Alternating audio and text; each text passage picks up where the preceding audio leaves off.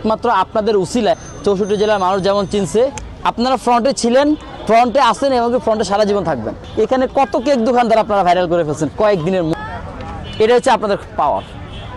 So আর main কথা হচ্ছে কি ভাইয়া, যে যার দ্বারা উপকৃত হয় তার প্রতি কৃতজ্ঞতা স্বীকার করাটাই হচ্ছে গিয়ে ওই একটা মুসলমানের একটা কাজ, করতেই হবে। আমি অলওয়েজ, কেউ স্বীকার করুক না করুক, আমি করি যে একমাত্র আপনাদের উসিলায়, আল্লাহ চাইছে দেখে আপনাদের উসিলায় আজকে 64 জেলার মানুষ যেমন চিনছে, একটা ভালো রিজিকের ব্যবস্থাও কিন্তু আপনাদের কারণেই হয়েছে। যার কারণে এই পর্যন্ত যত মানুষ যত কিছু বলছে, আমি আমার কাস্টমার আমি ওই সাইডে নিয়ে আসছি, টোকেন পিছনে দিয়ে দিছি, কাস্টমার পিছনে দিয়ে দিচ্ছি, তারপরে কিন্তু আপনাদেরকে আপনার জায়গায় রাখছি, সম্মানের জায়গায় আপনারা সামনে ছিলেন।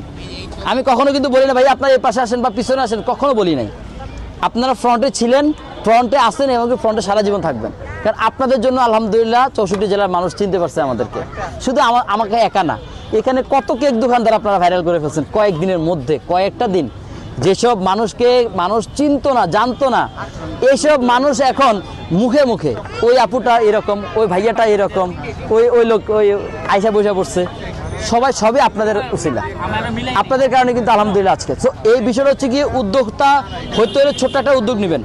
আমার ওয়াইফ যদি সেদিন যদি যখন উদ্যোগ নিছিল, আমি তো ডাইরেক্ট না করে দিছি, আমি সাথে সাথে না করে দিছি। আমার বাসা মোহাম্মদপুরে, আমি আসবো আগারগাঁতে ব্যবসা করার জন্য, কেমনে সম্ভব ভাই? মোহাম্মদপুর থেকে আগারগাঁতে আসবো, এত দূর আসবো, প্রতিদিন জিনিসগুলো নিব, আবার যাব, আবার আসবো, কেমনে? কিন্তু তার জেদ এবং তার যে পরিশ্রম ছিল, ওটা যদি না থাকতো, যদি বলতো যে যাক স্বামী যখন দিচ্ছে না আমার দরকার নাই, এরকম যদি চলে আসতো, তাহলে কিন্তু আজকে 64 জেলার মানুষের কাছে কিন্তু আমি পরিচিত হইতাম না। তো আমার ওয়াইফের পুঁজি ছিল মাত্র 3000 টাকা। বর্তমানে 3000 টাকা কিন্তু আহামরি কিছু না, মাত্র 3000 টাকা। আপনি যে কথাটা বলছেন যে যারা হচ্ছে গিয়ে উদ্যোগ নিতে চায় তারা কি করে, পরামর্শ কি? পরামর্শ হলো আপনার হাতে যে কাজটা জানা আছে, ওই কাজ দিয়ে আপনি কিছু একটা শুরু করেন। আপনি এক হাত আগান, আপনার নিয়ত যদি সহি থাকে, আপনি যদি সৎ ব্যবসায়ী হন, সৎ টেন্ডেন্সি থাকে, আপনার হালাল টেন্ডেন্সি থাকে, আল্লাহ আপনাকে আরো 3 হাত আগায় দিবে। আপনি এক হাত আগাবেন, আল্লাহ আপনাকে আরো 3 হাত আগায় দিবে ভাইয়া। এটা হচ্ছে গিয়ে ব্যবসা, হালাল জিনিস হচ্ছে এটা। ব্যবসা যখন বাধা আসে, দেখুন গায়েবীভাবে বাধা অটোমেটিক হয়ে যায়। আমি যখন এখানে আসছি ভাইয়া, অনেক বাধা আসছে, ভাইরাল হওয়ার পরে অনেক অনেক অনেক বাধা আসছে আমার উপরে।